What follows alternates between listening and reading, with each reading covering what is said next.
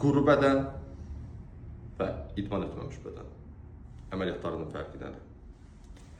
Gördüyünüz kimi bir pasiyentimizdə tamamilə quru bir bədən var, 8 illik idman tarixçəsi var, bədən tam quru olduğu üçün sadəcə böyümüş və həqiqətən də çətin xaric olunacaq bir vəzi kütləsi var.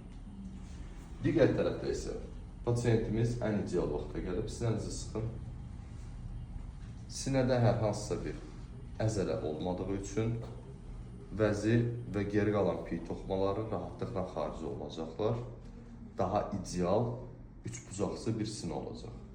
Birinci pasiyentdə də gördüyünüz kimi, biz üçbucaq sinə bəhs edəndə bu yumru xəttin burada olmamasından bəhs edirik. Yəni, ideal kişi sinəsi deyəndə bir üçbucaq olmalıdır.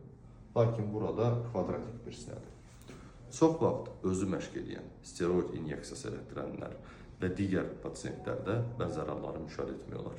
Görək, nə ortaya çıxır.